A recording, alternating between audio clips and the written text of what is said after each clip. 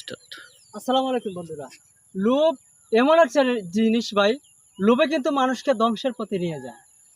আমরা যতটুকু সম্পদ আছে, যতটুকু টাকা উপার্জন করি আমরা, এতটুকুর মধ্যে আমরা থাকতে চাই না। আমরা অতিরিক্ত কিছু হ্যাঁ করতে চাই, দুর্নীতি করতে চাই, আরেকজনের মানে হক নষ্ট করতে চাই। এগুলো কিন্তু ভালো না।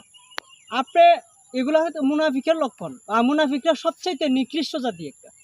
আল্লাহ রসুল বলছেন যে কাফেররা আমাকে যতটুকু কষ্ট দিছে, মুনাফিকরা আমাকে যতটুকু কষ্ট দিচ্ছে, কিন্তু কাফেররা আমাকে এতটুকু কষ্ট দেয় না। কারণ মুনাফিকরা পিছনে পিছনে থাকছে আর গিবত করছে, আর আমার সামনে থাকছে বালা কথা হচ্ছে, পিছনে আমার বদনাম করছে, গিবত করছে। কিন্তু কাফেরের সম্মুখীন আমি হচ্ছি, সরাসরি যুদ্ধ করছে। কিন্তু মুনাফিকরা কিন্তু সরাসরি যুদ্ধ করছে না, মুনাফিকরা তলে তলে শয়তানি করছে।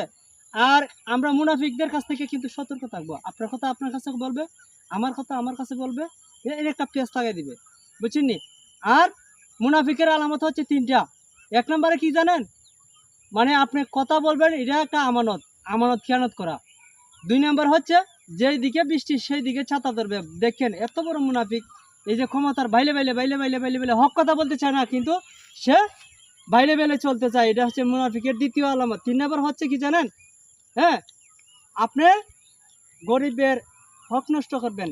মানুষের সম্পদ, একটা জিনিস 100 টাকা আমানত দিছে আপনাকে, এই টাকাটা আপনি হ্যাঁ এই খেয়ানত করলেন, এটার নাম হচ্ছে মুনাফিকের 3 নম্বর লক্ষণ। আমরা মুনাফিক হব না, মুনাফিক থেকে সতর্ক থাকবো। Thank you so much. ভিডিওটা দেখে অবশ্যই লাইক কমেন্ট করে জানাবেন। আল্লাহ।